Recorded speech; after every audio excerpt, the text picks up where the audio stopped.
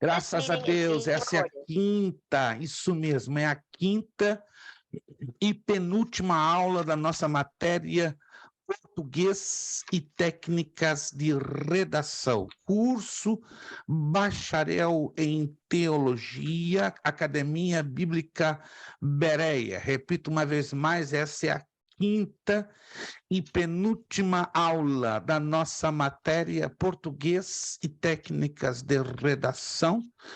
Hoje é a penúltima aula, este é o curso Bacharel em Teologia, Academia Bíblica Bereia. Hoje é segunda-feira. Que dia? Que dia? 5 de junho. Dentro de 15 dias, para tristeza de alguns e alegria de outros, começa o verão aqui no hemisfério norte, né? E o inverno no hemisfério sul, né? Mas aqui na Flórida o verão já está pegando com força. Fala sério. Meu Deus, tem misericórdia. Eu estive esse final. Está chegando aí, ó. O nosso irmão pastor João Mouro. Me dê um tempinho aí, gente. Ele vai dar um alô.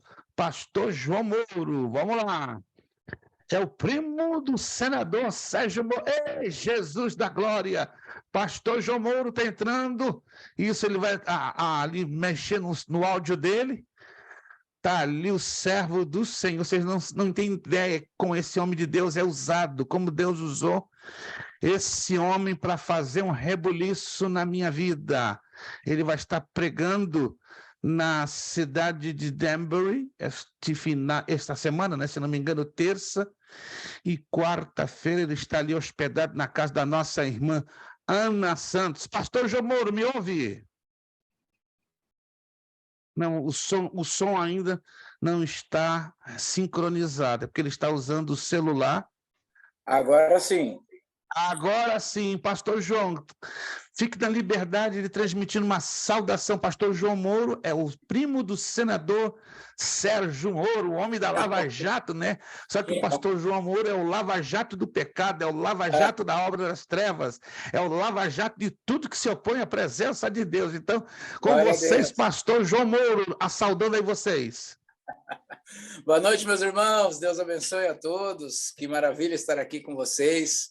Muito bom ter conhecido o pastor Prestes, estar aqui. Passamos aí 2 dias com pouco tempo, mas de períodos intensos, né? De falando da palavra de Deus, nos conhecendo, edificando nossa fé. E estamos aqui hoje para participar um pouquinho aí da aula de vocês, para ver aí esse mestre falar. E eu disse para ele aqui que eu precisava muito aprender as coisas que ele tem para nos ensinar aí, né? Então, estamos juntos. Eu sou o pastor João Mouro, sou primo do Sérgio Moro de 2º grau, mas, como eu disse para o pastor, o meu pai foi o que chegou mais perto quando moraram vizinhos. Eu nem o conheço pessoalmente, porque ele tem a sua vida, nós temos a nossa. Mas, independente de tudo isso, nós estamos aqui para glorificar o nome do Senhor Jesus, né? Que esse é o mais importante na minha vida e na vida de todos vocês aí.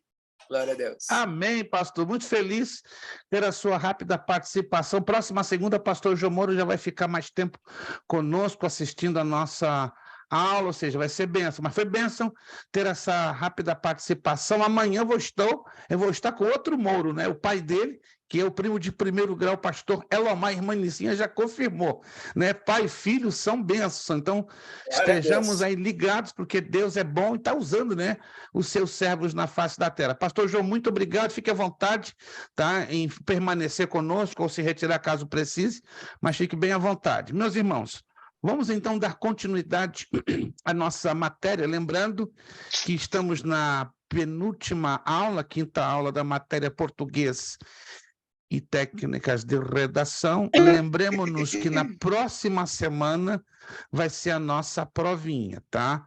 A nossa provinha, ela vai ser baseada nos exercícios que estão no final da apostila, ok?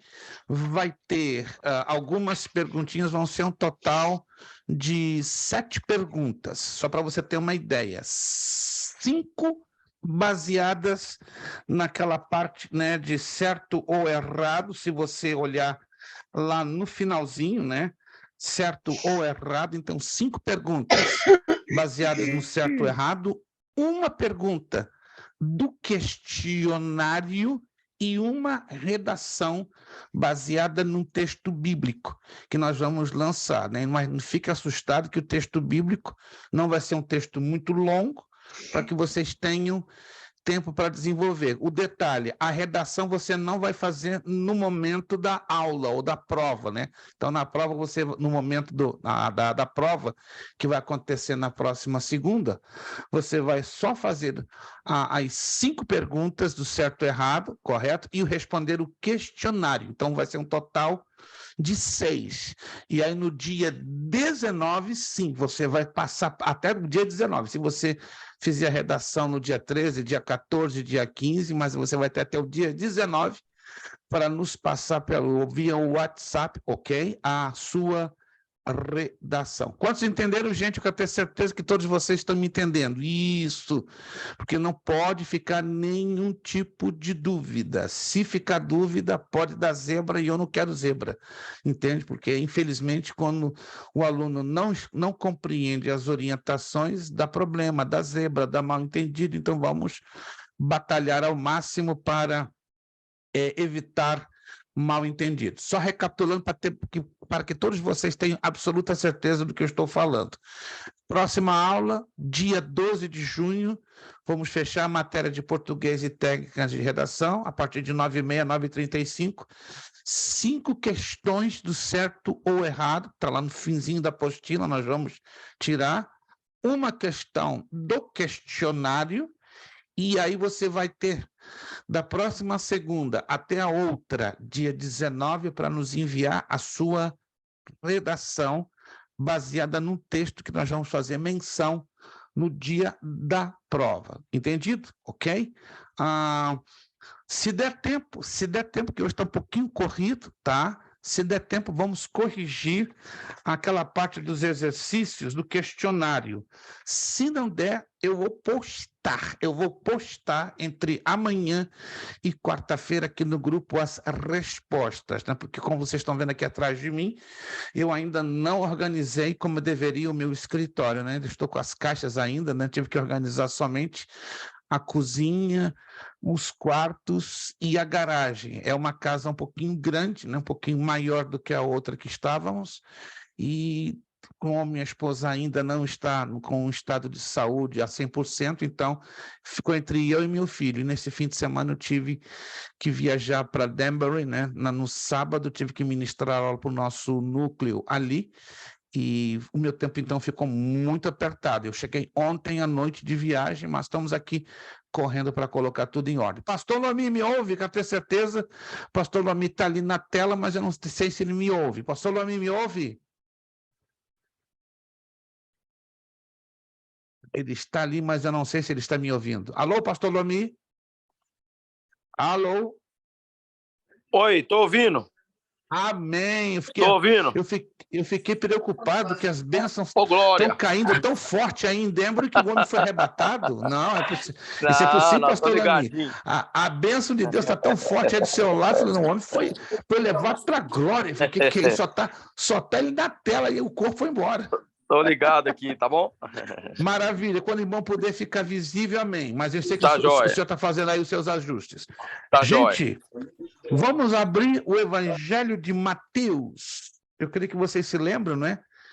Que nós tínhamos que fazer... Quem se lembra que nós tínhamos que fazer uma dissertação das bem-aventuranças? Isso. Vamos lá, então, abrir a nossa Bíblia no Evangelho de Mateus. Capítulo de número 5, já adiantando, irmãos, já adiantando. Alguém me perguntou, né? Não é aí do grupo de vocês, se quiser, um aluno do médio, né? Muito curioso. Pastor, como vai ser a próxima matéria do bacharel? Eu falei, mas você é do médio. Você está perguntando por quê? Não, eu estou curioso, né? Então, ó, fica entre nós. Hebraico 1. Ele ficou assustado. Aí estou compartilhando com vocês. A próxima matéria do bacharel vai ser Hebraico 1. Meu Deus, isso, nós vamos conhecer o ABCD. Aliás, introdução ao hebraico bíblico. Então, nós vamos conhecer desde o zero a língua hebraica. Só estou dando palhinha bem rápido, tá? Como são as letras, como é a estrutura, que ninguém se desespere. Nós vamos trabalhar com introdução. O que é introdução? As bases, as noções, nada mais, nada menos. Teremos uma outra matéria à frente chamada Hebraico 1. Aí vai mudar o assunto. Aí nós vamos entrar já na gramática, na escrita, vamos entrar nos textos bíblicos, mas também tudo a nível de noção bem básica, porque fica impossível estudar a língua hebraica em um só módulo, né? A ideia é termos Hebraico 2 no mestrado e, para os que quiserem chegar ao doutorado, teremos então Hebraico 3. Perfeito. Mateus capítulo 5, do versículo 1 ao versículo 12, por favor, que tenham todas as suas Bíblias abertas.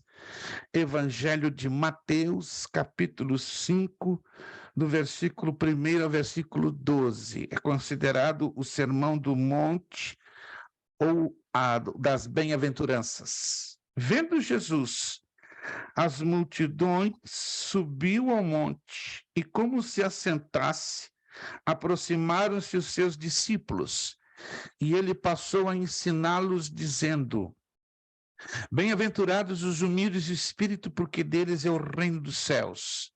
Bem-aventurados os que choram, porque eles serão consolados. Bem-aventurados os mansos, porque herdarão a terra. Bem-aventurados os que têm fome e sede de justiça, porque serão fartos. Bem-aventurados fartos. Bem-aventurados os misericordiosos, porque alcançarão misericórdia. Bem-aventurados os limpos de coração, porque verão a Deus. Bem-aventurados os pacificadores, porque serão chamados filhos de Deus. Bem-aventurados os perseguidos por causa da justiça, porque deles é o reino dos céus. Bem-aventurados sois quando, por minha causa, vos injuriarem, vos perseguirem, e mentindo disserem todo mal contra vós. Regozijai-vos e exultai, porque é grande o vosso galardão nos céus, pois assim perseguiram os profetas que viveram antes de vós. Perfeito. Na aula passada, nós perguntamos, né, só para introduzir esta parte importante, né, desta dissertação, né, vocês já estão mais ou menos não, vocês já estão observando que toda a dissertação depende não apenas da leitura do texto, mas toda a dissertação também, ela segue um processo.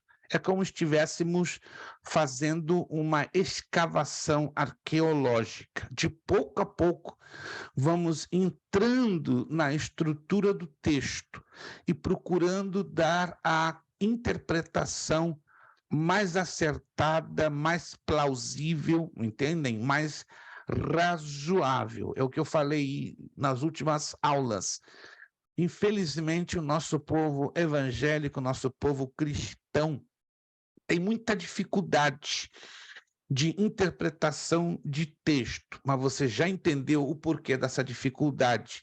Se existe dificuldade de interpretação de texto, é porque existe uma escassez excessiva e, por que não dizer absurda, de falta de leitura do texto.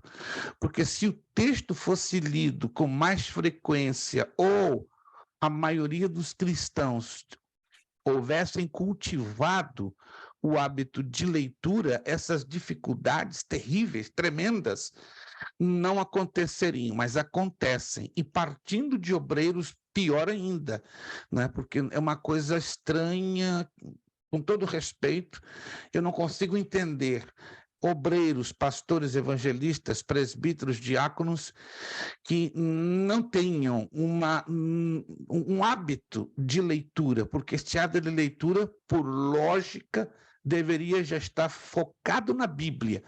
E ao contrário, não digo todos, e não estou aqui generalizando, quando você vê um obreiro no púlpito dissertando um texto, com todo respeito, por favor, não estou aqui julgando, e muito menos generalizando, mas eu, como ministro do Evangelho, me sinto envergonhadíssimo, porque são obreiros que não sabem nada, estão ali com o texto nas mãos, lendo-o e não estão conseguindo interpretar o básico do texto. E por que isso acontece? Repito uma vez mais, falta de cultivar o hábito de leitura. É normal.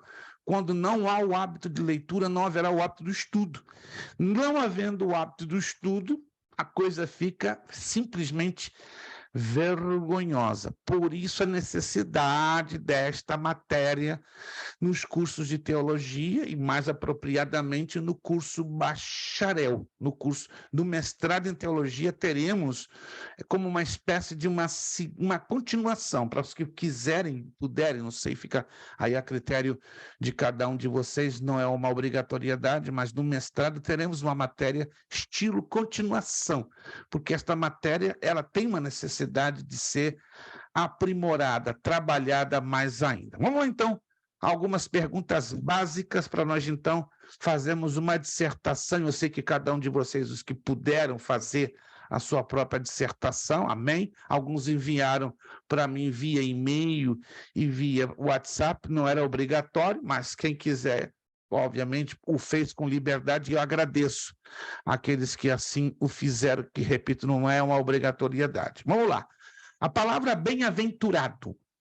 Lembram-se que nós perguntamos o significado bíblico da palavra bem-aventurado? Qualquer um que se lembra e anotou em algum lugar, pode abrir o áudio e dizer, por favor. Ser abençoado, ser feliz. Mais do que feliz. Ser feliz. Mais do que feliz. Feliz. Anote. Mais do que feliz. Mais do que feliz ou afortunado. Não é abençoado. Ah, é afortunado. Eu coloquei abençoado. Afortunado. Né? Oi. Mais do que feliz ou afortunado. Anote aí, por favor, tá? A palavra bem-aventurado vem de um termo grego, makarios, que significa mais do que feliz ou afortunado. Perfeito. Vamos, então, agora procurar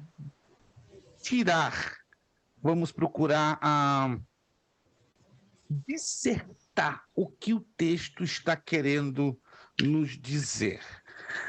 Número 3, Mateus 5:3. Bem-aventurados os humildes de espírito, porque deles é o reino dos céus. Vamos lá, eu quero ouvir da parte de vocês. O que vocês interpretam deste texto? O versículo 3. Bem-aventurados os humildes de espírito. Essa dissertação é estilo estudo bíblico, não é verdade? Na Bíblia, quando usamos um texto para fazer uma dissertação, não está longe de fazermos um estudo bíblico, por menor que seja. Claro que aqui não vamos fazer um estudo bíblico propriamente dito, que ficaria enorme. Então, nós vamos trabalhar somente com as partes mais básicas, mais importantes. E eu quero acreditar que alguns de vocês já devem ter pesquisado, lido em algum lugar o significado desta expressão. Se você tomar ao pé da letra, pode dar problema. Já adianto aqui. Então, eu aconselho, mesmo que as expressões no texto em si parecem ser simples de nós interpretarmos, não podemos tomá-las ao pé da letra, de forma literal, porque, repito, pode dar problema, né? E com certeza dá problema, né? Porque um bom número de cristãos e obreiros interpretam ao pé da letra, ou seja, exatamente como está escrito ali, estão interpretando. Vamos lá, versículo 3. Bem-aventurados os humildes de espírito, porque deles é o reino dos céus. O que Jesus aqui está querendo nos dizer ou nos ensinar? Qualquer um de vocês fique à vontade em abrir o áudio e expor o que você interpretou. Mas não importa se você interpretou certo ou errado, estamos aqui para juntos aprendermos. O ser manso é ser gentil, bondoso, paciente e tolerante? Não. Porque a irmã está se baseando na literalidade da palavra. Eu já imaginava isso. Fique tranquila. Não se sinta mal por dizer que a irmã errou, porque é normal, quando eu pego na literalidade da palavra, quando ela é literal, humilde, está corretíssimo. Irmã Maria Bandeira, mas não é literal. Aí não é literal. Pastor, reconhecer sua dependência em Deus, em Cristo? Está começando a ficar melhor. Está começando a ficar bom. Eita, irmã Giane, está começando a ficar bom. Eu posso falar? Está falar? começando a ficar bom. Sim, pastora. É aquele que, em meio à diversidade, à circunstância difícil, às turbulências da vida, ele permanece fiel e espera a justiça no Senhor Jesus. Quase chegando lá, quase chegando. Tá? Agarra no pé da irmã Giane, que a irmã Giane até agora que chegou mais perto. Pastor, Sim. São aquelas pessoas que se esvaziam do seu ego, do seu eu, se esvaziam de si mesmas e deixam o Espírito Santo de Deus falar, temem ao Senhor e prevalece os ensinamentos do Senhor na vida dela. Perfeito, irmã Ruth Soares Basílio, perfeito. Se eu pudesse dar um abraço à senhora agora, eu faria. Mas vou fazer isso quando eu chegar. A expressão humilde é submisso, rendido, entregue. Uau! E está ligado ao que a irmã Giane falou. Dependência, né? Quando dependemos de Deus ao 100%, nos entregamos, nos rendemos. É como uma criança de colo. Você já observou uma criança de colo? De poucos dias, poucas semanas de nascido, ela se rende. Sim ou não, gente? Uma criança de colo pequenita, ela não se rende aos cuidados dos seus pais? Sim ou não? Sim ou não? Eu estou errado. Porque ela não tem defesas próprias, né? Até mesmo ela não tem entendimento próprio do mundo que a cerca. Então, Jesus aqui está dizendo, bem-aventurados os humildes de espírito, ou seja, bem-aventurados aqueles que se entregam, aqueles que se rendem a uma plena submissão a Ele, aprendendo que dependência, repito, dependência, você pode dizer, é fácil depender de Deus. Não é, não. É o maior desafio que um cristão pode ter. Você pode, e eu e você podemos ter muitos desafios na vida cristã, mas o maior de todos, o maior, dentre tantos, né, que temos como cristãos, é dependência de Deus. É difícil demais. Se você diz que é fácil, amém. Você deve ter suas razões. Mas é difícil demais, porque o pecado nos fez seres humanos autônomos, ou seja, egoístas, imaginando que podemos, com as nossas próprias capacidades ou recursos, fazermos alguma coisa. Então, anote aí.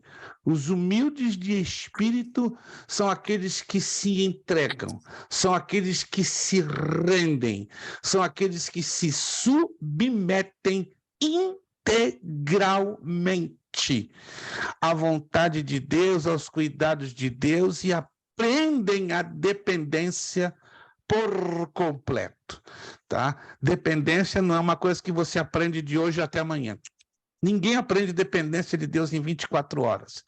Dependência é um processo que pode durar até uma vida inteira. Se alguém diz, já sei depender de Deus, mentira.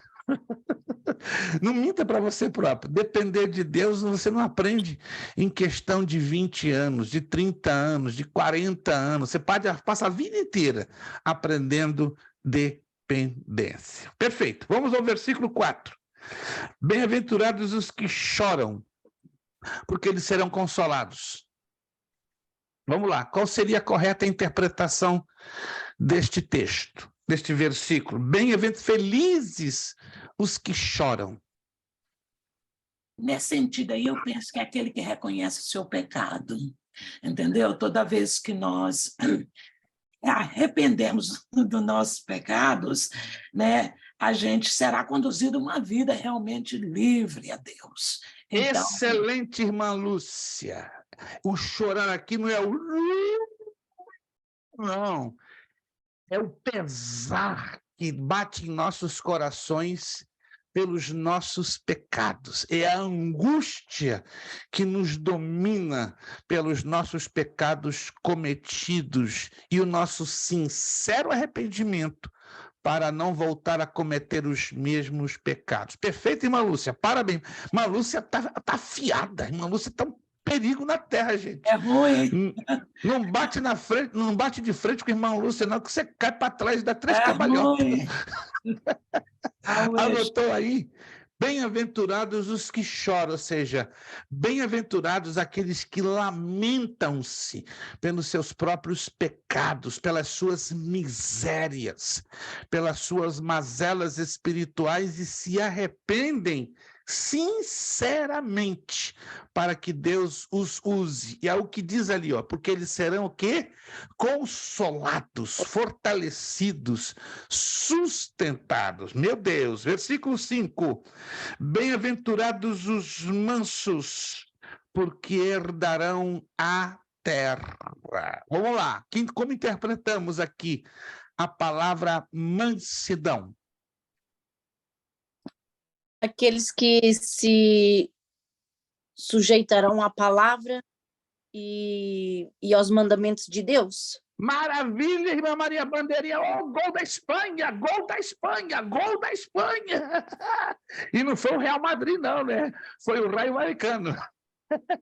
Parabéns, irmã Maria Bandeirinha. Aqueles que se sujeitam à autoridade das Escrituras Sagradas, permitindo-se viver a palavra de Deus. Esse é o sentido bíblico de mansidão, nesse contexto, tá? Não no contexto que em alguns outros textos lá no Antigo Testamento lemos, mas aqui nesse contexto está perfeito.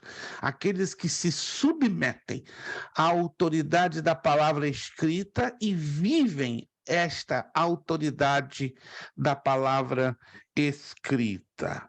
Versículo 6. Bem-aventurados os que têm fome e sede de justiça. Vamos lá. Fome e sede de justiça. Como interpretamos esse texto?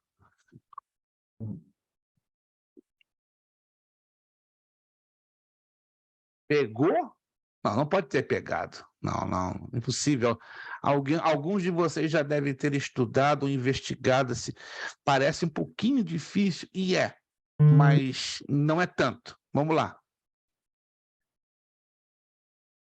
Fome e sede de justiça. Eu não estou sabendo colocar em palavras, pastor, mas é aquele que tem como é que fala? A vontade, a sede em Cristo, no Espírito Santo, para encher seu próprio eu. Estou sabendo colocar em palavras. Ou também pode ser a consciência profunda, né? Que é quando nós temos consciência, né, das nossas necessidades, digamos assim, quando a gente tem a profunda consciência que a gente precisa ter para continuar seguindo o alvo em nossas vidas. Vocês dois juntando, fecha a definição correta. Sede e fome de justiça quer dizer ajustar-se à boa, agradável e perfeita vontade de Deus. Estão percebendo aqui, ó? Mais do que felizes são aqueles que têm fome e sede de justiça. Entenda que a palavra justiça é dar aquilo que merece a pessoa. O que Deus merece da nossa parte? Adoração, glória, reverência. e amor à sua pessoa e à sua palavra. Então, a fome e a sede de justiça são figuras de linguagem que resumem a frase cumprir a vontade de Deus. Filipenses, capítulo 2, versículo 13. Alguém pode abrir e ler para mim em voz alta? Filipenses, capítulo 2, versículo de número 13. Alguns irmãos ainda estão com dificuldade de visibilidade no vídeo. Se estiverem tendo algum problema, me dá um toquezinho, por favor, se eu percebo que alguns estão com dificuldade de abrir os seus vídeos, mas se é o problema, me dá um toquezinho por mensagem de texto só, para nós sabermos, né? Porque uma aula online ao vivo, sem o vídeo, é uma coisa um pouco curiosa, a menos que o seu vídeo esteja com defeito. Aí eu gostaria de ter a informação. É 2:20? Filipenses 2:20? 2:13, 13. Ah, 2:13. 2:13. Quem acha pode ler em voz alta, por favor? Porque Deus é quem efetua em vocês tanto querer como realizar, segundo a sua boa vontade.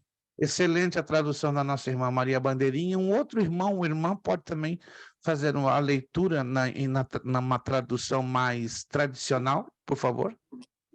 A minha fala assim, porque Deus é o que opera em vós, tanto o querer como o efetuar, segundo a sua boa vontade. Repita, por favor, irmã Giane, por gentileza. Eu gostei. Vamos lá.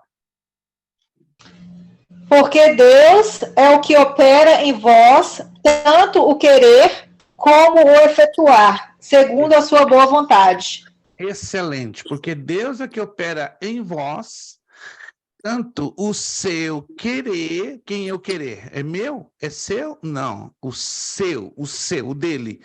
Querer como o seu efetuar. Então, ou seja, tanto o querer é dele, como o efetuar, ou seja, o realizar, pertence a ele e segundo a sua boa vontade. Anote esse texto, porque esse texto nos ensina que a vontade de Deus, ela é implantada em nós para agradarmos o seu coração.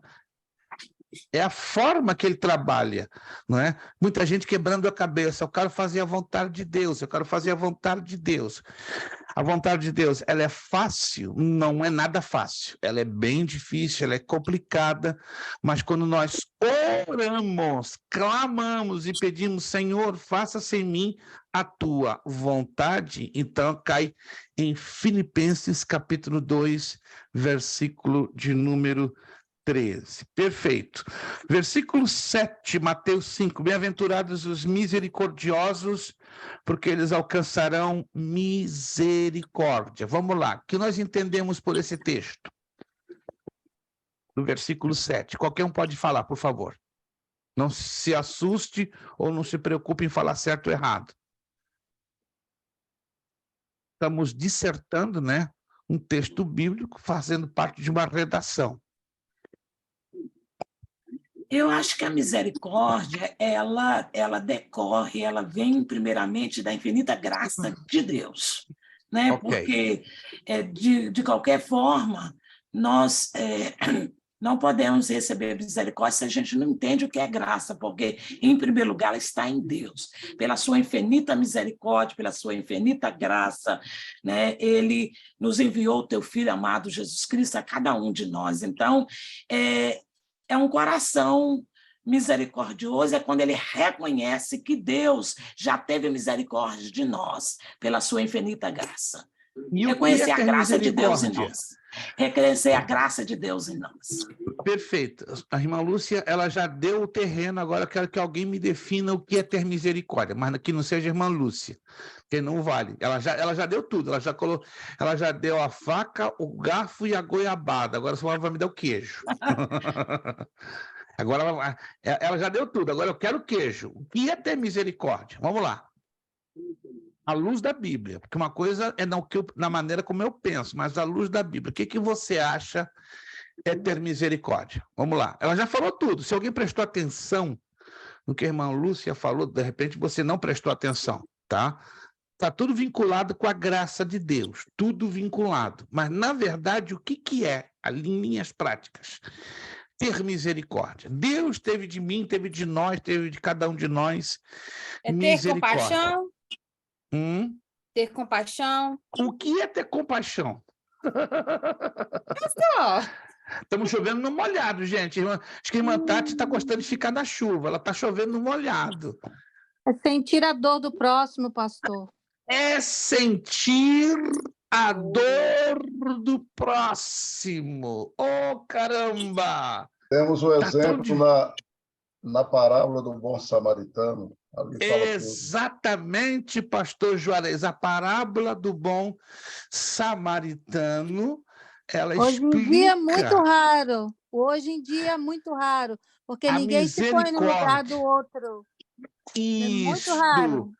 É isso que Jesus nos ensina, está querendo nos ensinar, colocarmos-nos nos sapatos do outro. O outro está chorando, o outro está sofrendo, o outro está sangrando, e você e eu não estamos nem aqui. Porque se a gente for pensar, a vinda de Jesus à Terra foi um ato de misericórdia, porque ele não precisava ter vindo e sofrido o que sofreu por nós, né? Exatamente. Sofreu como um ser humano. Esse foi o maior ato de misericórdia que já houve em todos os tempos. Irmã Sandra, eu não posso ficar quietinho, não, irmã Sandra. Ai. Eu estaria cometendo um pecadão se eu ficar quieto. Vou lhe dar 75 pontos só por causa disso. Obrigada. A senhora arrebentou com a dissertação. Meu pai acabou pregando. Oh, irmã Sandra, estou quase aqui me segurando para não chorar. Amém. Ela sem querer pregou, gente. Quando a gente faz uma dissertação, no fundo, se torna uma pregação. Meu Deus! Amém. 75 pontinhos para a Sandra hoje vai dormir, uma alegria, o coração dando 200 pauladas para lá e para cá. Você anotou? Pastor, eu queria só agregar o que a pastora, a irmã Sandy falou aí. Muitas das vezes a gente não precisa. Escuta, irmã Lúcia, quando abre a boca para agregar, é um negócio sério. Jesus. Muitas das vezes a gente não sente, mas a gente age. Porque no momento que você tem ação, ela vai criar uma reação. Quer dizer, às vezes eu olho a situação de alguém, eu não estou sentindo, mas eu vou fazer alguma coisa pela situação que a pessoa está passando. E no momento que eu envolvo com ela, o que vai acontecer vai produzir em mim o sentimento que eu não tinha antes. Eu não preciso ter, eu preciso agir. Essa é a verdade. Yes. Ter ainda insuficiente. Digamos, é um exemplo. Se eu sei que a irmã Ruth está passando uma situação que eu posso sentir a dor dela e ajudá-la, porque ninguém é obrigado a sentir a dor do próximo e muito menos ajudá-la. Vamos ser sinceros, tá? Ninguém é obrigado. Mas, como Jesus falou, bem-aventurados os misericordiosos, ou seja, mais do que feliz, são os que sentem a dor alheia, os que se colocam no lugar do outro, mas não apenas sentir. Isso que a irmã Lúcia falou é sério. E está no texto grego. No texto grego implica você ser solidário, mas não apenas sentindo, mas agindo. Olha que estão fazendo a exegese do texto. Isso é sério. Quando alguém fala misericórdia, misericórdia, e o que a irmã Sandy falou, é caríssimo. Deus não precisava vir à Terra para nos salvar. E não precisava, ele poderia usar qualquer outro meio. Mas ele quis estar na nossa pele. Gente, vamos parar para pensar. Ele quis, ele tomou o nosso lugar, né, pastor? Exato, ele veio para ocupar o nosso lugar, porque cada um de nós estaríamos condenados a uma eternidade separadíssima de Deus. Mas como Deus amou o mundo, olha o conteúdo de João 3,16. E Deus amou o mundo de quê? De tal maneira, ou seja, de uma forma que ninguém amou e ninguém vai amar. E deu o seu único filho. Então foi uma entrega voluntária dos dois lados, tanto do lado do pai como do lado do filho. O pai disse: eu vou te entregar para morrer na cruz. E o filho em plena cor: estou aqui, pai. Me manda, que eu estou disposto a sentir a dor na pele. Não, Deus sempre foi espírito, mas pelo amor que Deus teve a nós, e aí entra a irmã Lúcia, por sua graça. O que é graça? Favor imerecido. E hoje os pastores têm uma mania, isso é antibíblico. Gente, desculpe, isso aqui não é uma crítica. Isso é antibíblico, isso é falta de conhecimento bíblico. Meu irmão, minha irmã, você merece, não merecemos nada. É tudo por graça. É tudo baseado no que Jesus fez na cruz do Calvário. Alô? Com todo respeito. Se o seu pastor, eu falo com muito respeito e reverência, temor e tremor diante de Deus, se o seu pastor, se algum irmão na sua igreja, publicamente pega o microfone, enche o bocão para dizer você merece, com todo respeito, ele errou feio, porque está anulando a epístola de Paulo aos Romanos, que só a palavra graça é mencionada mais de 60 vezes ali na epístola de Paulo aos Romanos, de forma direta ou indireta. Só nas epístolas de Paulo, a graça de Deus, a expressão graça direta ou indireta, ela é mencionada mais de 260 vezes. Então, irmãos, não é nosso, não existe mérito, não existe mérito. Tudo que temos, tudo que somos e tudo que fazemos é por graça, favor imerecido. E essa graça, ela tem fundamento aonde? Morte de Jesus na cruz do Calvário. Aí entra a misericórdia. Ah, meu Deus! Aí entra o ato de Deus olhar para mim, para você, e dizer, ele não merece nada. Ele não é nada. Aliás, o que ele merece é o inferno. É a separação eterna de mim para com ele. Mas eu amei tanto que eu me coloquei no lugar dele. Vim à terra para sentir a dor dele, o sofrimento dele, a angústia dele. Aí Jesus sentiu tudo isso e falou para o Pai, vamos ter misericórdia dos homens, vamos ter misericórdia daquele que aceita o meu sacrifício, não baseado no que ele mereça, mas baseado no que ele creia no sacrifício que eu realizei na cruz do Calvário. Amém, irmãos? Está entendendo isso aqui? Está bem pregando, sem querer. Mas a culpa é da irmã Sandy que apertou o botão.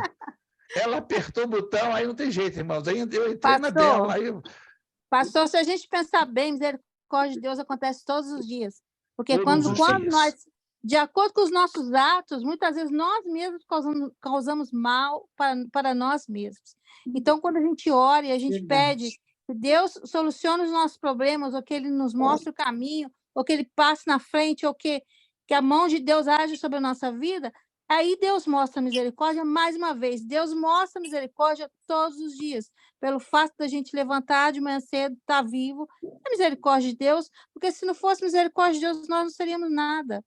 Exato. E mesmo em relação às pessoas que a gente ama, né? Eu, por meu exemplo próprio mesmo, eu rezo, peço a Deus pelos meus filhos, oro a Deus pelos meus filhos, e Deus tem misericórdia dos meus filhos. Às vezes até não por um merecimento deles, mas por um pedido meu, por uma oração minha. Então, Deus tem misericórdia de nós todos os dias, todos os momentos da nossa vida. Ai de nós se a misericórdia dele não é voltada para nós. Ai de nós, meu Deus, meu Deus. A gente tem que vigiar as nossas ações para que a gente não cause mal para as outras pessoas. Exatissimamente. Né? E que a gente puder fazer, se a gente não puder ajudar, que a gente também não prejudique. Eu penso assim, a misericórdia de Deus está aí. Viver a vida pensando no bem do outro também. Não só no seu, mas também no bem do outro. Né? O que eu estou fazendo para melhorar a vida do meu próximo, ou é pelo menos não prejudicar a vida do meu próximo? Claro, claro. Isso chama-se solidariedade. Perfeito, excelente. Isso. Hoje em dia é muito difícil, porque as pessoas são egoístas demais, estão preocupadas só consigo, não se preocupam com o outro. Né? Pastor Juarez, por favor. É o que a irmã está dizendo aí, está escrito em Lamentações 3, 22 e 23. As misericórdias do Senhor são a causa e não sermos consumidos. Meu Deus! porque as suas misericórdias não têm fim e elas se renovam a cada manhã. A cada dia. Ei, gente, essa aula de dissertação de técnicas de redação virou homilética? Que é isso? Tem Ô, jeito pastor, não. e você sabe o que é engraçado? Eu fico olhando a bem-aventurança. O Pentateuco gastou 5 capítulos para falar tudo isso que Jesus falou. 5 livros, na verdade, 5 livros. 5 livros, desculpa. Jesus falou simplesmente em poucas palavras claras, entendeu? Não, Na Jesus bem-aventurança. Não, Jesus arrebentou. Não tem jeito. Jesus arrebentou. Essa é a verdade. Moisés, claro, dirigido pelo Espírito Santo, porque tinha propósitos, né? Tinha um propósito ali, por causa da dureza dos judeus, dos israelitas. Pela dureza do coração dos israelitas, Deus gastou 5 livros. 5, não estou dizendo que no caso de Jesus, os fariseus, do povão que estava ali, eles não eram tão duros, mas a gente pode deduzir que sim, eram muito duros, duríssimos, mas Jesus gastou em alguns poucos versículos para trazer revelações que estavam todinhas contidas em 5 livros e que não entraram no coração do povo de Israel assim, tão fácil. Porém, através de Jesus, Jesus sintetiza, resume tudo, lança, e o impacto que ele gera aos corações é violento. Meu Deus, os invejosos pioraram, né? Porque se acharam tão sábio, se achava que sabia interpretar a lei tão bem, e no final das contas você vê um mestre ali falando tudo claro, em poucas palavras, por isso que foi a inveja, né, pastor? Hoje não é diferente, minha irmã. Com todo respeito, vai a senhora, com todo respeito, vai alguns de nós tomar o púlpito para trazer uma saudação, e nessa saudação traz um ensino ainda que curtinho da palavra, sai da frente, a inveja se levanta. Sim. Tem uns que mostra bem claro no olho, vontade de te matar, vontade de te apedrejar. Não estou exagerando uma palavra, irmãos, porque hoje a carência do ensino básico da palavra é tão extremo, é tão vergonhoso, com todo respeito. Tem igrejas que você dá uma saudação de 10 minutos, parece que a casa vai cair. Bum! Porque o quê? Existe carência, falta, escassez da ministração da palavra. Por isso que eu digo agora, bem-aventurada a igreja que tem palavra para dar, para alimentar, para saciar, para nutrir, para sustentar e para alimentar o seu povo. Versículo 8. Está ficando bonito, está ficando bonito. A gente está montando um mega de um sermão, né? Que você pode aí, está anotando, está sendo gravado, você pode compartilhar com muitos e até mesmo usar partes dessas bem-aventuradas como um sermão para pregar. Versículo 8. Bem-aventurados os limpos de coração, porque eles verão a Deus. Vamos lá, isso aqui está ficando bonito, está ficando gostoso, está ficando apertado, mas nós estamos conhecendo a fundo as bem-aventuranças, dissertando. Bem-aventurados os limpos de coração, porque eles verão a Deus. Como é que interpretamos esse texto corretamente à luz da Bíblia? Aqueles que querem seguir a Deus, manter os seus mandamentos em suas vidas, sendo fiéis até o fim.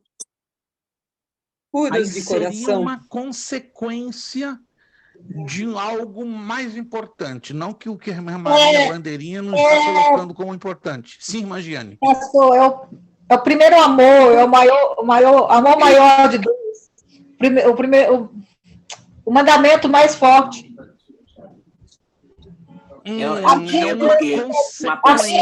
Sobre todas as coisas. É uma consequência, mas ainda não é a causa. Pastor, porventura não é uma pessoa, quando ele é puro de coração, ele não tem um coração dividido entre as coisas do mundo e as coisas de Deus. Então, o coração puro, na verdade, ele é um coração que tem uma pureza interior, porque é o que a irmã falou no começo, você busca os mandamentos de Deus, aplica na sua vida e deixa de viver conforme a vida deste mundo, uma pureza, sim, de coração. Uma renúncia. Esse é o ponto. Agora vamos analisar biblicamente como a coisa funciona. Livro do profeta Jeremias, capítulo 17, diz: enganoso é o coração, em algumas traduções disse, desesperadamente corrupto mais que todas as coisas. Quem conhecerá? Lembra-se desse texto? Sim. Quem se lembra desse texto? Jeremias capítulo 17, se não me trai a memória, verso 7 ou verso 9. Partindo do princípio e do coração, palavras do Verso Senhor 9. Jesus. Isso, verso 9. Partindo que do coração, segundo o Senhor Jesus, saem os adultérios, os homicídios, toda a sorte de sujeira do nosso homem interior. Vamos simplificar para a coisa ficar bem clara. Toda a sorte de sujeira, de imundície, tudo que não presta do nosso ser, sai lá de dentro do nosso coração. Concordamos com isso? Concordamos com isso? Palavras do Senhor Jesus. Se a gente não concorda com as palavras de Jesus, nós estamos perdendo tempo aqui. Uma vez que Jesus disse isto, aí vamos lá em Provérbios, capítulo 4, versículo 23. Sobre tudo que devemos guardar o coração. Por qual razão? Porque dele procedem as saídas da vida. Então, o problema é o nosso coração. Mas o que é coração nesse contexto bíblico? É a alma, coração. pastor. É a parte da nossa alma. O nosso homem interior. Isto, mas mais especificamente, o coração nesse contexto fala de todo o governo das nossas emoções, da nossa vontade e das nossas atitudes. Paulo deixou bem claro em Romanos capítulo 7. O bem que eu quero fazer, eu não faço. Mas o mal que está constantemente em mim, que não quero fazer, esse eu não faço. Então, resumidamente, nós temos, humanamente falando, um coração perverso, nós temos inclinações perversas. Não adianta. Não, pastor, eu estou me consagrando, mas peraí. Nós estamos fazendo mais que a nossa obrigação, porque o nosso coração, por natureza própria, ele é podre, ele é imundo, ele é perverso, ele não vale nada. De nós não tem nada que se resgate, a menos que o Espírito Santo entre, faça a limpeza. E aí entra, bem-aventurados os limpos de coração. Estou levando vocês a pensarem junto comigo. Jesus disse que tem algo, existe um elemento no universo que tem essa capacidade de limpar o nosso coração. Vou repetir mais uma vez, presta atenção na minha pergunta. Jesus ensinou que existe um elemento, ele é o único, que tem uma capacidade maravilhosa para limpar o nosso coração. Vamos lá, pastor Juarez. O sangue de Jesus. O sangue de Jesus. O sangue de Jesus é o segundo, mas tem um primeiro. Tem um primeiro. O Espírito Santo de Deus, na verdade. Não. Ele a lavagem pela água da palavra? A palavra de Deus, a palavra de Deus. A palavra. O sangue de Jesus, ele limpa os nossos pecados. Olha, interessante. Mas a palavra nos limpa completo. Vamos lá. Evangelho de João, capítulo 15. Estou levando vocês a pensarem. Jesus, sim, pastor. Vós já estáis limpos pela palavra que vos tenho falado. Aí está.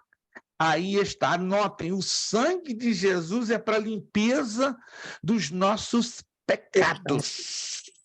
Mas nem sempre alguns dos nossos pecados estão no coração. Esse é o nosso problema. A gente pensa que só tem pecado no coração. Não, no coração tem as intenções que ainda não foram convertidas em ações. Quando elas são convertidas... Seria correto dizer que limpos de coração seriam limpos da maldade? Um pouco mais do que isso. Mais do que limpos de coração é ter os pensamentos da palavra de Deus governando as nossas atitudes, os nossos sentimentos e as nossas decisões. E é também, como disse a irmã Sandy, se ser solidário é um negócio difícil... ser limpo de coração é um pouquinho mais difícil, gente. Tá? Eu posso ler, pastor, o texto de Jesus? Por favor. Mateus 15. Não, João 15, por favor. Não, o texto sobre Jesus, o coração. por fim. O 15, Mateus 7 15, eu por já falei. gentileza. Ok. Mateus 15, 18 e 19, Jesus diz: mas o que sai da boca procede do coração. E isso contamina o homem, porque do coração procedem os maus pensamentos, mortes, adultérios, fornicação, furtos, falsos testemunhos e blasfêmias. Meu São Deus! essas coisas que contaminam o homem. Verso 20. Mas comer sem lavar as mãos, isso não contamina o homem. Uau, irmãos, então nós chegamos à conclusão que o coração humano é uma latrina, ou não? Se a gente olhar à luz da Bíblia, nosso coração, humanamente falando, é uma latrina. Meu Deus, misericórdia. Mas aí, nesse sentido, o coração, ele está falando da própria alma, né, pastor? De toda Sim, a mas faculdade da mais alma. especificamente, é uma propriedade da alma. Mas vamos lá, mais especificamente, com todo o governo e desígnio das nossas intenções e atitudes. Então, nós temos que ter cuidadinho com o nosso coração. A gente pode enganar todo mundo, mas a Deus... E aí Jesus chega e deixa os fariseus doidinhos, né? Bem-aventurados os limpos de coração. Isso caiu mal na cabeça dos fariseus. Caiu mal nos ouvidos. Bem-aventurados os limpos de coração. Meu Deus, ajuda-nos a ter desígnios direcionados pela Tua palavra. Ajuda-nos a ter decisões guiadas pela Tua palavra. Ajuda-nos a ter pensamentos influenciados pela Sua palavra. Meu Deus, só sem querer eu estou pegando. Porque Pastor, eles é por verão isso que, às vezes, aonde opera o legalismo é um problema sério, que às vezes eles acham que a santidade está naquilo que você deixa de fazer no seu exterior, sendo que o pecado ele procede de dentro para fora, entendeu? É aonde que o problema está dentro de nós, não está lá de fora, não. É o que Todo Jesus problema. falou com eles, eles lavavam o copo, lavavam tudo direitinho, mas dentro deles estava impuro, né? Então, muitas vezes a pessoa tem uma aparência de crente, uma aparência de santo, mas dentro dele está cheio de pecado, que não é, infelizmente. Eu digo lá em Isaías, capítulo 1, eu acho, caroços que nunca foi exprimido. Caroços que nunca foi enfermidade da boca, da cabeça, da ponta dos pés. Então, esse vídeo parece que está tomando cunho evangelístico. Gente, compartilha esse vídeo para a salvação de... O negócio está ficando bom nesse negócio. Oh, Jesus, que é dissertar a palavra. Não tem jeito, irmãos. Quando dissertamos a palavra, embora a nossa matéria técnica de redação, então começamos a interpretá-la corretamente para o quê? Pregar a palavra. Papai do céu. Vamos lá, próxima. Esse negócio tá bom, gente. Se continuar assim, dá vontade de eu esticar mais 3 aulas, mas eu não posso fazer isso. Senão o bacharel vai ficar enorme. Meu Deus, mas no mestrado tem mais. Quem for acompanhar a gente no mestrado, ainda tem coisa boa para a gente estudar no mestrado. Versículo de número 9. Bem-aventurados os pacificadores, porque eles serão chamados filhos de Deus. Vamos lá, como é que você interpreta isso aí?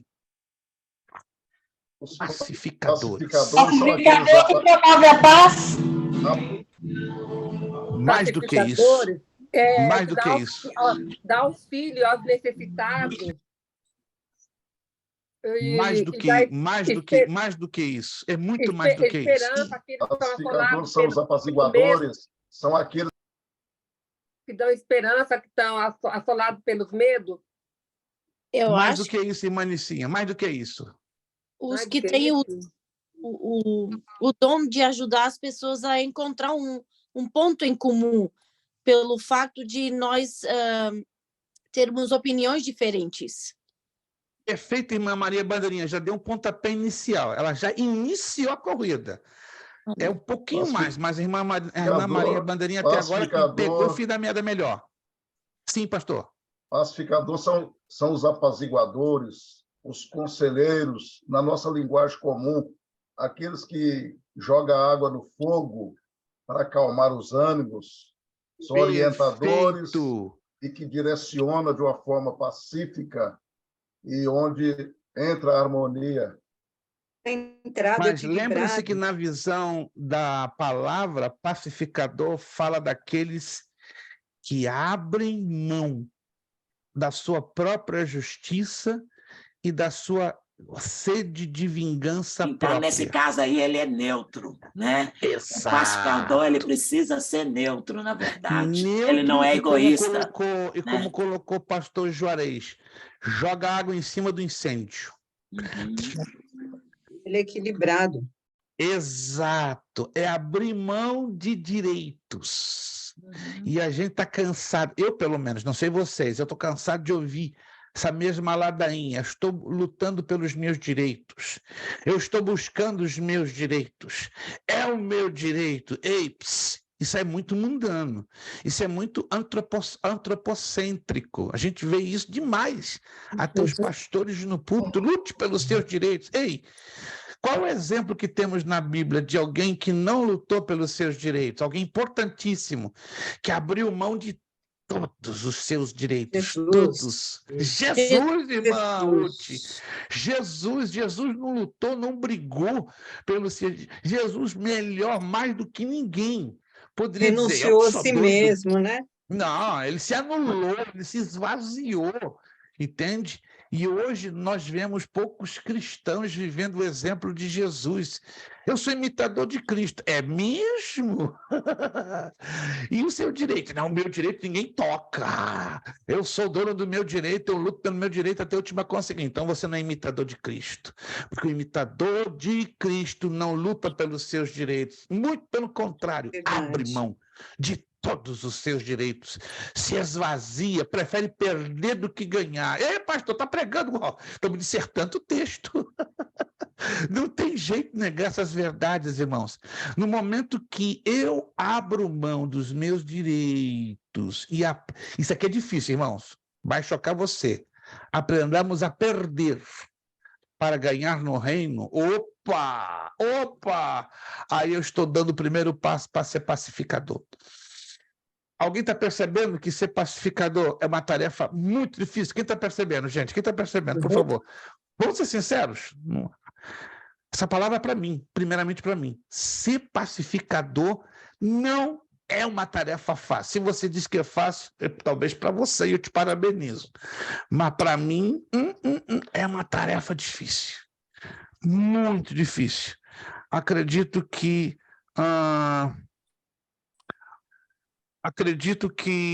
para todos nós, como cristãos, ser pacificador é um dos maiores desafios que nós temos como cristãos, porque toca, aqui, bem de pertinho a cada um de nós. Então, que Deus nos ajude a aprendermos a ser pacificadores.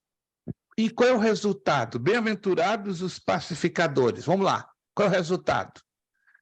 Isso aqui é preocupante. Quando eu li isso aqui pela primeira vez há 50 anos, baixei a cabeça. Então, se a gente não for, se nós não formos pacificadores, então nós não vamos ver a Deus. Não. É um problema sério. Nós somos chamados filhos de Deus. Aí tá. Esse é o problema. Aí está, o ver a Deus eu limpo de coração, mas muita gente, eu sou filho de Deus. É mesmo? Você é pacificador? Você abre mão dos seus direitos?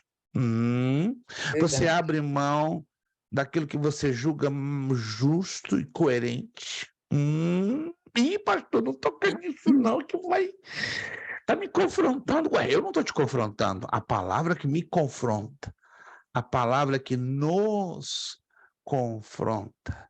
Para eu disser sou filho de Deus, eu tenho que pensar 10 vezes e olhar para esse texto e fazer a seguinte pergunta: tenho me esforçado para ser pacificador? Se a resposta é sim, então estamos dando uns passinhos bem importantes para sermos chamados filhos de Deus. Se a resposta é não, não se engane, não nos enganemos a nós mesmos, que estamos aí um pouquinho longe de sermos chamados filhos de Deus, e que Deus tenha de nós misericórdia. Sim. É muito difícil, às vezes a gente tem que começar dentro da casa da gente primeiro, né? E é onde a gente tem um convívio de maior intimidade, né, com o marido, o filho, E e é esse bem negócio, às complicado, vezes, de minha irmã. É pacificar, muito fica complicado. difícil. É muito Demais. difícil.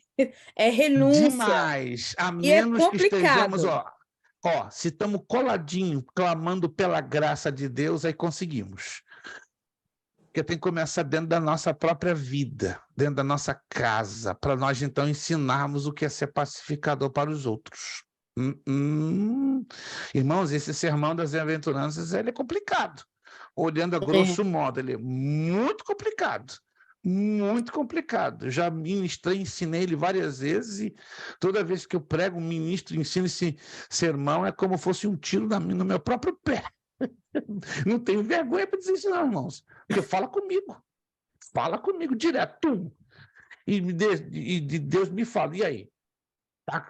Tá correndo atrás, está se esforçando, está dependendo da minha graça, e eu bato a mão na minha cabeça, tem misericórdia de mim, Senhor. Tá difícil, Mas, estou a pastor, 50 se a gente for pensar que muitas vezes, quando a gente abdica da nossa razão em prol da paz, para que haja paz no ambiente, é muito mais gratificante, é muito mais importante, não só para a própria pessoa que abdicou, como para todo mundo, entende? Porque vale a pena você abdicar da sua razão se você vai conseguir atingir a paz, principalmente dentro da sua própria família. Né? O que adianta você bater no pé, você querer botar no ponto, porque é, e causar uma desavença no seu ambiente onde você está ou na igreja em que você está, não vale a pena. É muito mais gratificante e eu acho que eleva muito mais a alma, entendeu? Acho que as pessoas se elevam muito mais espiritualmente e perante as outras pessoas também, porque corretíssimo. é uma coisa difícil, e não é qualquer um que consegue. Né? Então, a gente tem que pensar dessa maneira, né? Que deixa para lá, entendeu? Deixa para lá. Uma hora a pessoa vai chegar num ponto de consciência em que ela vai ver que ela estava errada naquela determinada situação. Entrega na mão do Senhor, né? E deixa que Deus resolve, Deus vai apontar o caminho, Deus a sua justiça tem que vir de Deus. Né? É claro que muitas vezes a gente tem que partir para lutar, para defender, né? Colocar o nosso esforço no meio de toda esta batalha, porque é uma batalha, com certeza, é uma não é batalha, algo fácil. Mas muitas vezes é preferível largar para lá, deixar assim, porque a paz é mais importante do que você ficar batendo na tecla e ficar cultivando desavenças com as pessoas. Eu penso assim. Querer e depois ganhar a pessoa direitos. vem lá e te pede até perdão. Exatamente. Né? Deixa na mão do Senhor, Deus sabe o que faz, sempre volta, sempre vai haver, porque se você realmente estiver com a razão, Deus vai te honrar no final. Cedo ou tarde, não importa o tempo, cedo ou tarde, ele faz com que as coisas dêem voltas, e aí você entende. Pastora Priscila nos deu aí uma importante contribuição, sentir e agir como Jesus. Obrigado, pastora Priscila, isso vai de encontro a Filipenses, capítulo 2, versículos 5, 6, 7, 8 e 9. Isso que a pastora Priscila colocou agora, né, que é importantíssimo e é complicado. Devemos agir como Jesus diante da adversidade. Filipenses 2, 5, quero levar vocês a meditarmos neste texto, porque encaixa direitinho. Ó. Tende em vós o mesmo sentimento que houve também em Cristo Jesus, pois ele, subsistindo em forma de Deus, não julgou como usurpação ser igual a Deus. Antes a si mesmo se esvaziou, assumindo a forma de servo, tornando-se em semelhança de homens e reconhecido em figura humana. A si mesmo se humilhou, tornando-se obediente até morte de cruz. Pelo que também Deus o exaltou sobremaneira e lhe deu o nome que está acima de todo o nome. Mas o verso 5 ele é muito chamativo e é difícil de vivê-lo. Tende em vós o mesmo sentimento que houve também em Cristo Jesus. Essa é a parte mais difícil, irmãos. Difícil demais, mas não é impossível. A minha graça te basta, disse Jesus a Paulo em 2 de Coríntios, capítulo 12, 9. E o meu poder faz o quê? Se aperfeiçoa na tua fraqueza. Somos fracos? Muito fracos, começando desse aqui, ó. Mas graças a Deus, o fraquinho Luiz Prestes, quando chora, clama, implora, ele lá em cima olha para ele e tem misericórdia desse aqui, ó. O que é que ele faz? A minha graça te basta. Aleluia! E o meu poder se aperfeiçoa na minha fortaleza. Só falei. Vamos lá, irmã Ruth, solta aí, por favor, solta. Só finalizando, dentro de tudo que todo mundo falou. Fecha tudo, irmã Ruth. E essa palavra que Jesus nos ensinou, infelizmente, nas igrejas, eu já tenho anos e anos de caminhada. Você vê, quando há um problema, como a irmã Sandy falou, como alguns falaram aí, eles não exercem a pacificação, eles exercem a exclusão. Quer excluir as pessoas do seu rol de amizade, eles querem afastar o problema, não querem responsabilidade. Se você dá problema, então eu não quero conversa com você, vamos pegar aqueles que dão menos problema.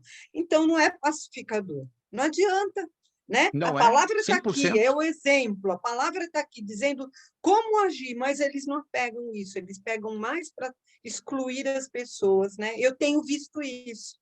E se não há pacificadores, como a bênção de Deus vai prevalecer sobre as nossas igrejas e congregações? É a minha pergunta. Como a bênção de Deus pode prevalecer no ambiente onde não existem pacificadores? Resposta: não tem a bênção de Deus. Tem algo que se supõe ser a bênção de Deus, mas não tem. Falo com propriedade e muita humildade. Estamos chegando lá, gente. Bem-aventurados os perseguidos, opa! Por causa da justiça, porque deles é o reino dos céus. Vamos lá, perseguidos, o que é isso? Eu coloquei na minha redação isso daí, como os perseguidos, eles são opostos ao mundo.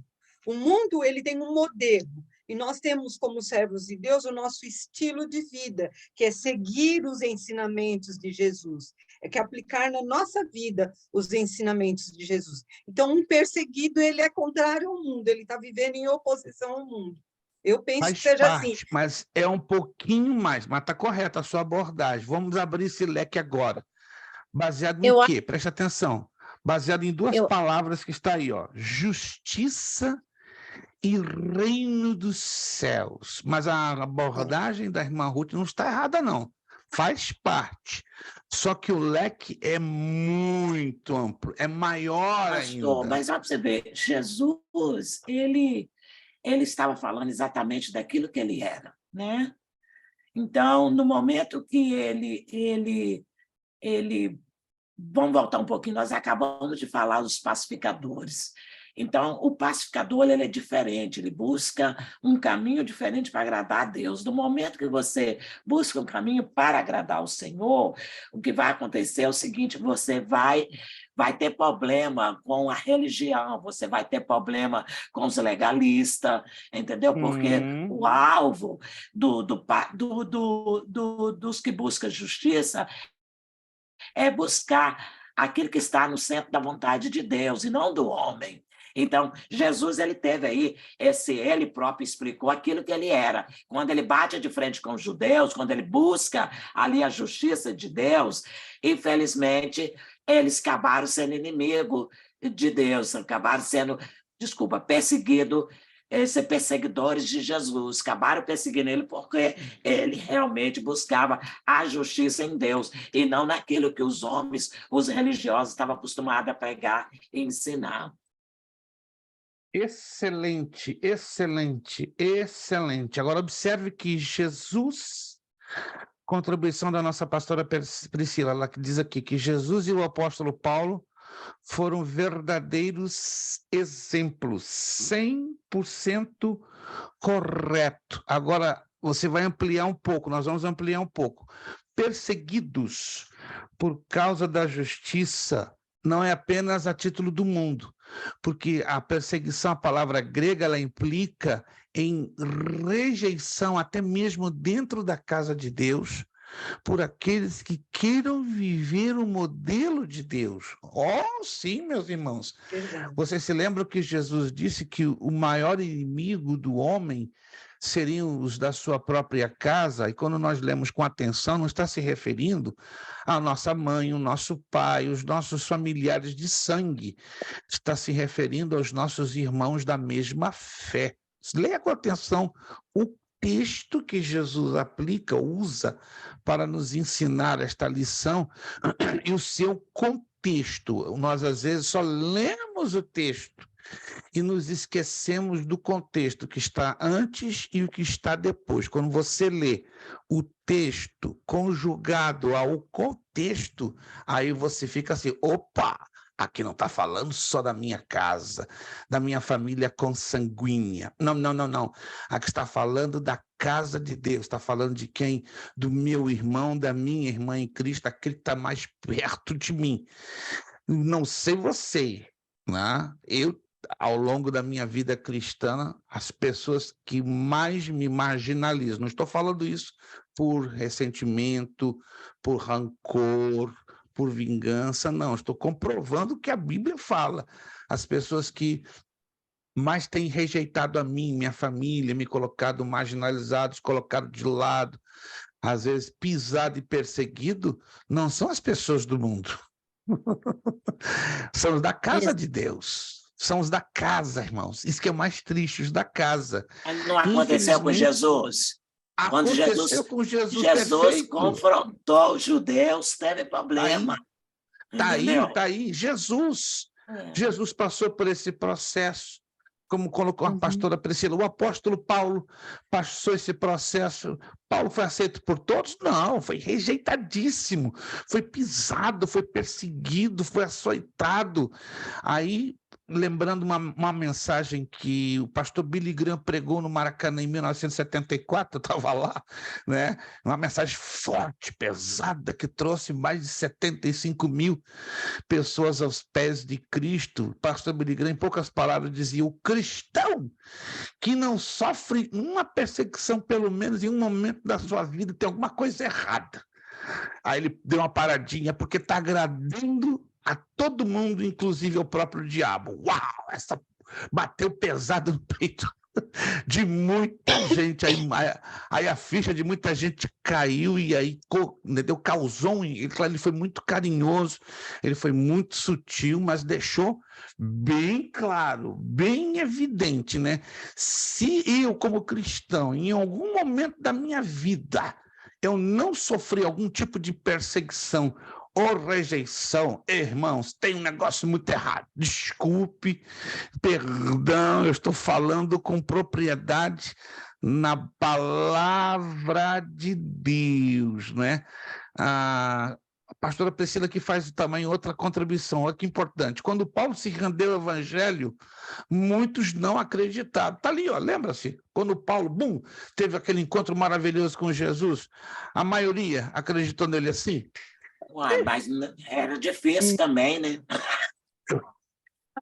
Era difícil para eles acreditar que Paulo realmente tinha tido uma mudança. Exatamente. Porque ele era um covarde, ele era um carrasco, ele estava fazendo no meio dos cristãos. Então... Por isso que ele teve que ganhar muito nas costas para entender na pele o que é ser perseguido, porque ele passou um bom tempo da vida dele perseguindo, né? É a lei da semeadura, né? Ele semeou e colheu numa proporção pesada.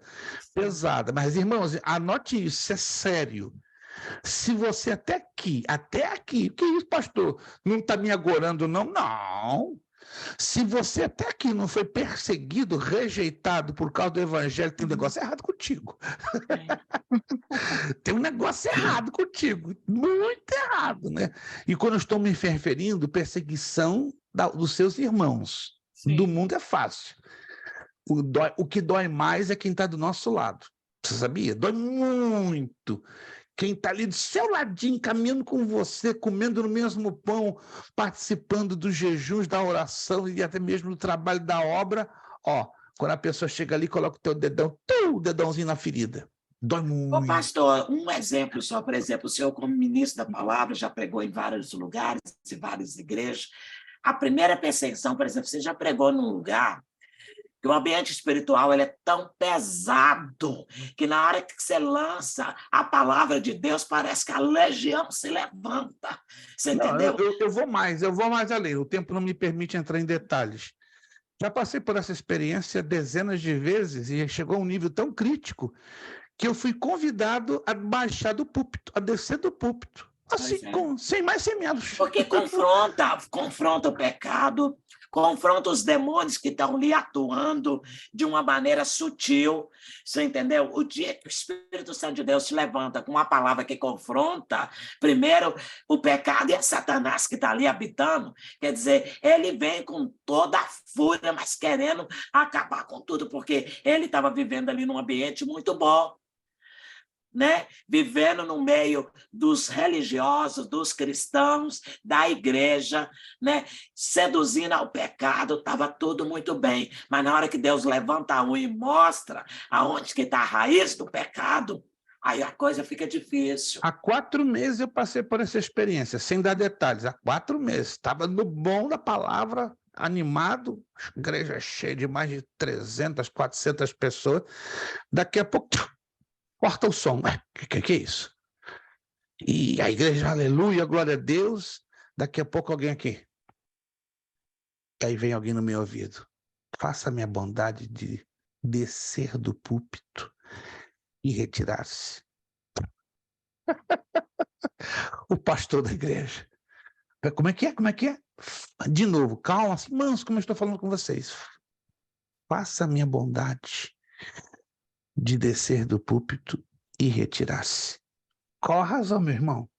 A palavra está batendo muito forte na minha pessoa e o irmão está me ofendendo. Eu entendi que ali o dono da igreja era ele e não Jesus. Confrontou o pecado, Satanás fica furioso. A verdade é que o adversário se levanta. Confrontou o pecado. Aí eu pedi permissão ao pastor, posso colocar a igreja de pé para orar? Aí enquanto eu estou orando, eu desço e saio, que o senhor pega a palavra. Pode ser, pode ser, pode ser. É muito ético da sua parte. Aí convidei a igreja a colocar... Gente, foi um negócio curioso demais. Já é a 4ª vez que já me acontece na vida. Porque o povão todo de pé, logo o povo glorificando, exaltando a Deus. Eu quero pedir os irmãos todos fecharem os olhos. Eu fui estratégico, gente. Eu não vou começar essa oração em todos fechar seus olhinhos, né? E todo mundo muito obediente. Olha, então tá uma coisa bonita. E o pastor bem sério olhando para minha cara. Aí eu comecei a orar, eu orei, aí parei a oração, o povo louvou, mas estava um fogo lindo, gente. Aí deixei na mão do pastor, fiz assim para o pastor. Saí. O que aconteceu depois, não tenho a mínima ideia.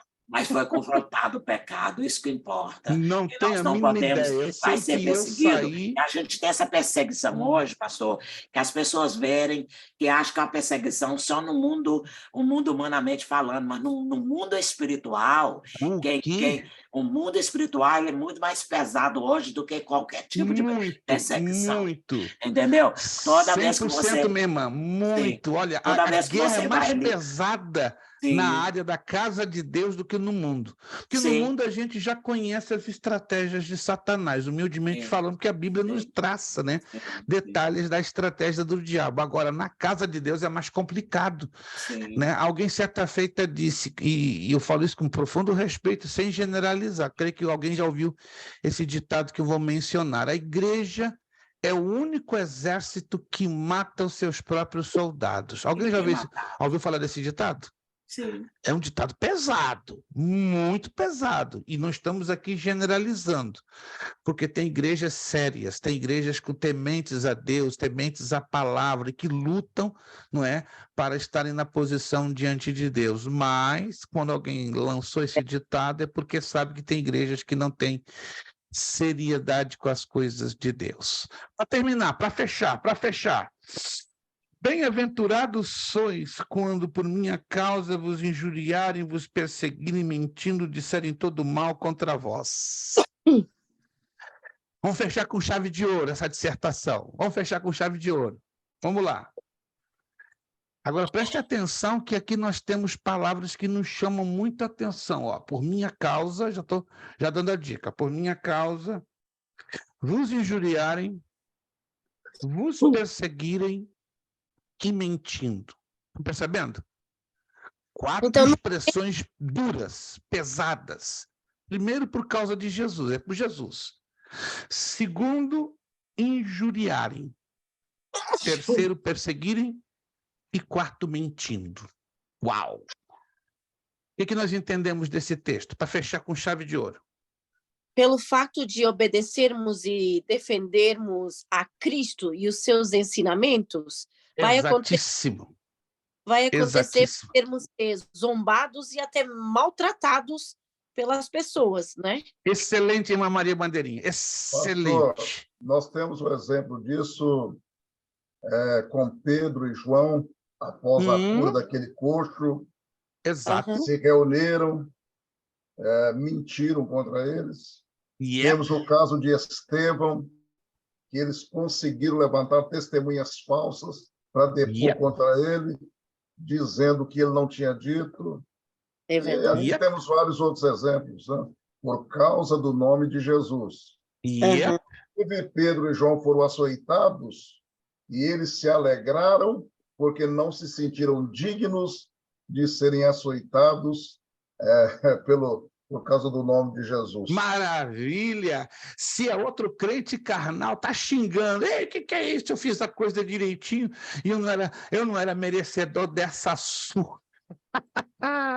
Mas, irmãos, o evangelho parece às vezes engraçado, né? O camarada está fazendo tudo direitinho, de acordo com a Bíblia, e ganha na cabeça, é pisado, é humilhado, é envergonhado, é açoitado. Olha o caso aí desses servos de Deus. Ganharam uma coça. Jesus foi o maior exemplo. Ele foi perseguido e depois que ele morreu, na hora da pedra lá, eles mentiram, o corpo de Jesus sumiu, inventaram um monte de história. O que aprendemos de tudo isso, irmãos? Se eu e você batalhamos pela verdade, pregando a verdade, ensinamos a verdade, e para piorar, se lutamos para viver a verdade, prepara o lombo. Que isso, pastor? O negócio... Eu esperava uma mensagem mais suave. Irmão, prepara o lombo. Você vai ser pisado, rejeitado. Vão mentir contra você. Irmã, se isso está acontecendo, então a Bíblia não tem efeito. Está claro na palavra. É claro. Bem-aventurados, vocês serão mais do que felizes. Por causa de Jesus, quando vos injuriarem, quando perseguirem vocês e quando mentirem. Irmãos. E tem crente mimi, já sabe crente mimi, película, falando mal de mim, me injuriando, mentindo contra. Está fazendo a coisa certa? Alô? Você está fazendo a coisa certa? Está lutando, está fazendo isso aqui, para agradar o coração de Deus. Está ensinando, se esforçando para pregar esse livro aqui, Isso aqui não é fácil. Ensinar e pregar da boca para fora, facinho. Mas é ensinar, pregar e viver. Está fazendo isso? Está se esforçando? Está suando? Está chorando para alcançar o coração de Deus? Glória a Deus. Pastor, agradeça. Sim, senhora. Mas isso já está acontecendo, né? Claro. A igreja está sendo perseguida, está sendo humilhada, eles estão falando mentiras horríveis sobre os cristãos. Mas é só o começo, irmã Giane. É só o começo. Eu tenho uma triste notícia para a senhora e para vocês. O negócio vai ficar feio. Pior do que já está, tanto aqui nos Estados Unidos como no mundo inteiro. Para pensar. Para agora, depois da aula. Vai dar uma olhadinha nas notícias com respeito aos atos do governo brasileiro sobre os cristãos e a igreja. Hoje saiu uma notícia, eu não vou aqui falar de notícias do jornal, mas se você for hoje abrir a Folha de São Paulo, o Estado de São Paulo, qualquer outro jornal brasileiro, você vai encontrar, não na notícia de primeira página, mas naquela notícia que ela é menos vinculada e aplaudida. Você vai lá procurar lá embaixo, naquelas notícias que quase desaparecem. O que está acontecendo com o governo perante algumas igrejas e pastores? A mesma coisa aqui. Pastor, Coisa aqui. Só o fato de falarem que um pastor agora não pode expulsar demônio dentro da igreja porque está ofendendo, né? Porque também já falam que é uma religião, né? Então, eu não sei onde é que a gente vai parar. Os passos da igreja estão assim, ó, de mãos e pés amarrados. Mas a igreja está precisando de ser limpa. Porque, na verdade... A igreja... Irmã Lúcia hoje está, ó... Não. É Joana Batista. Joana Batista. Gente, eu quero terminar essa aula, dando esse fechamento. Essa aula foi diferente demais. Eu já suspeitava, porque falar das bem-aventuranças é uma pregação para cada um de nós. Vocês perceberam? Todos nós aqui, ao dissertarmos esse texto, pregamos para nós mesmos. Primeiramente, que essa palavra tem uma aplicação nas nossas vidas, na minha própria vida e na sua vida. Não podemos nos atrever a aplicar essa palavra para fora se primeiro ela não é aplicada aqui dentro, nas nossas vidas. Eu quero encerrar, né? Parabenizo a todos que puderam participar, outros ficaram quietinhos ouvindo, ninguém é obrigado, obviamente, a participar, tá? Mas agradeço a você que pôde participar, colocar aí a sua abordagem, a sua compreensão bíblica.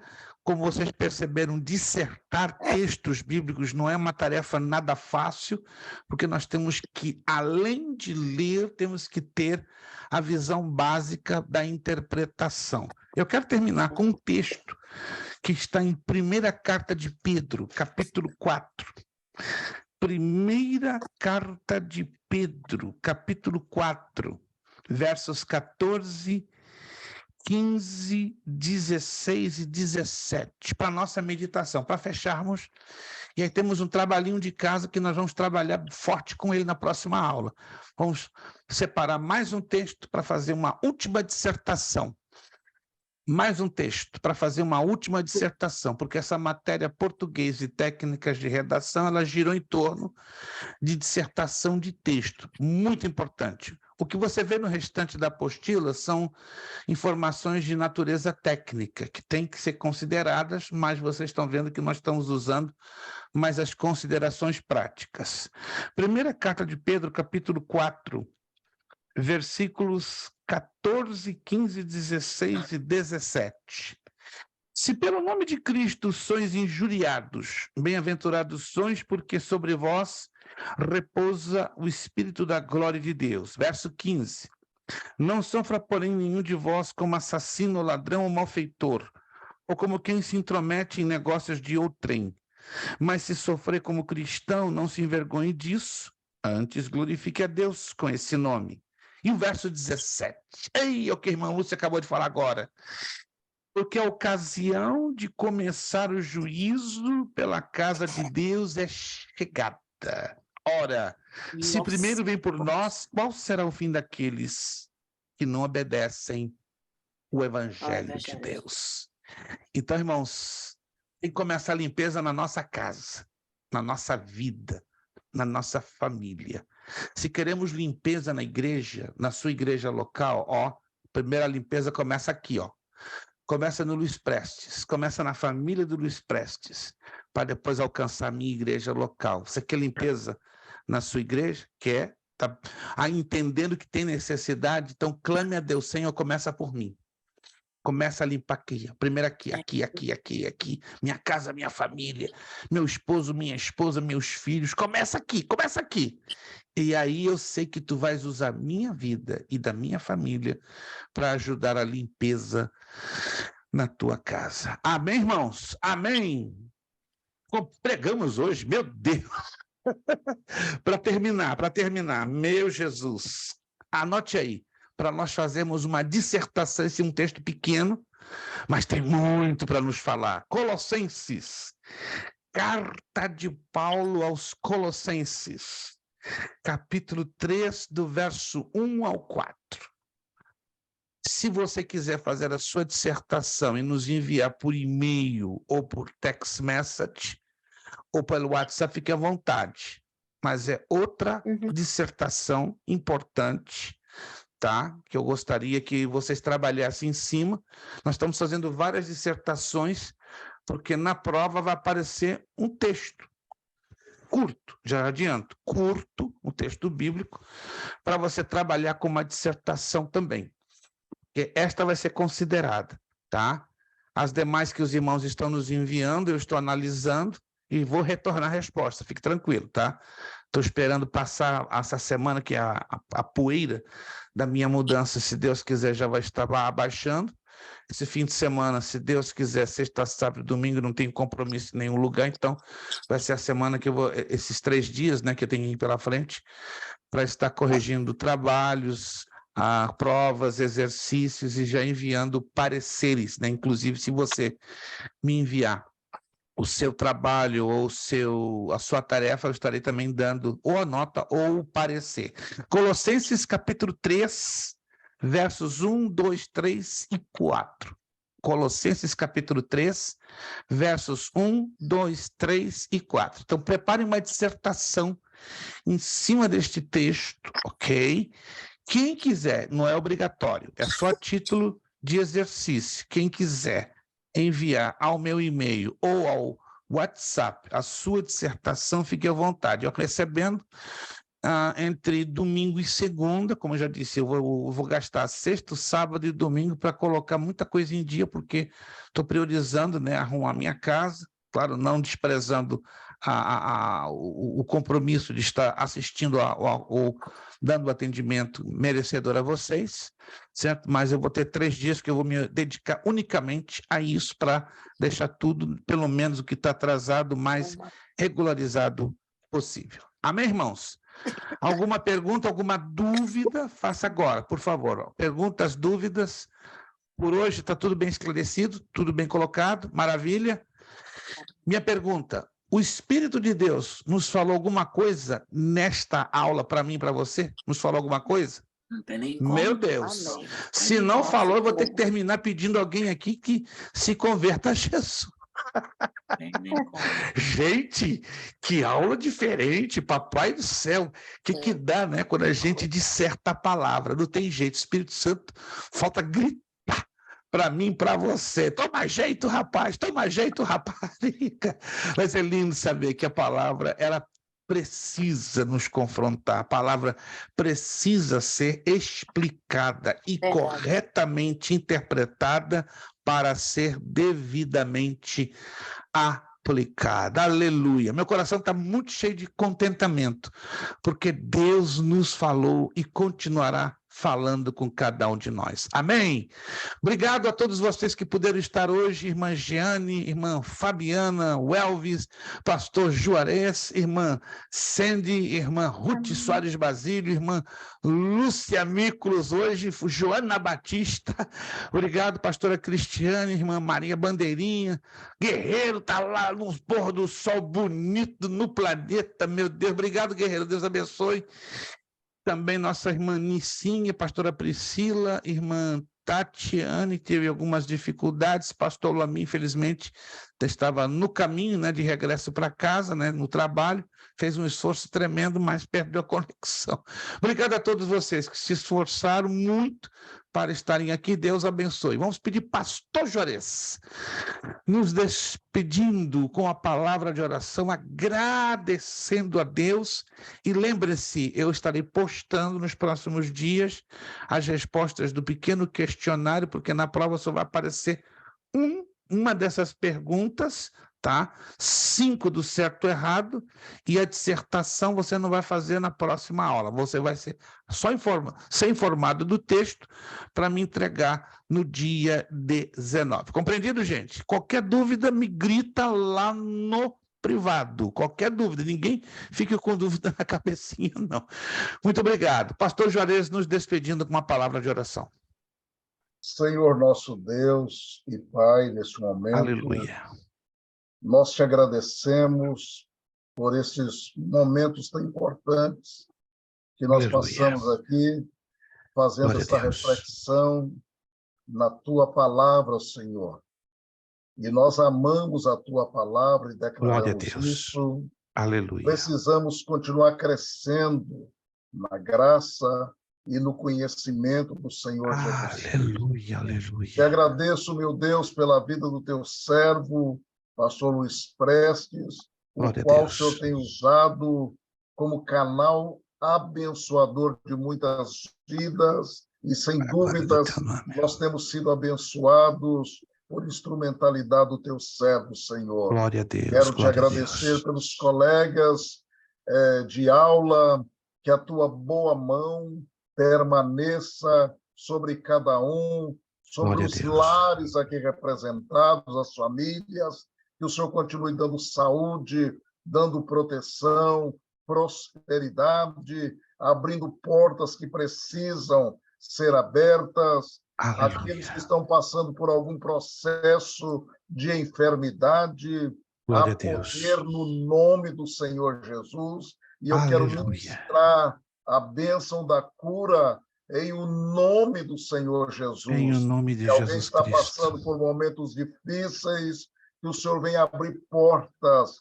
Quero te agradecer também pela vitória que o Senhor concedeu ao pastor Luiz Prestes com a sua família, nessa nova moradia, que a bênção do Senhor permaneça na residência dos teus filhos, que seja um lugar onde o Senhor manifeste o teu poder, a tua unção, e que ele dali também possa, Senhor, transmitir bênçãos para muitas pessoas.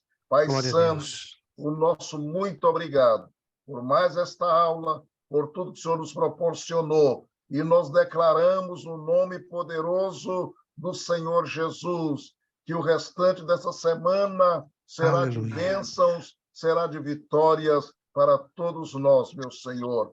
Aqueles que não puderam participar da aula, que o Senhor os visite também, com suas respectivas famílias.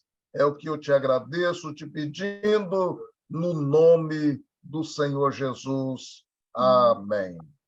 Obrigado pelas suas orações, meus irmãos. Chegamos até aqui, conseguimos fazer a nossa mudança. Difícil demais, mas vencemos no poderoso nome de Jesus. E quando você passar por Orlando, Flórida, venha para tomar um café conosco, né? Café covarde, não é café corajoso, não. É o covarde. Você vai entrar, mas não sabe se vai sair.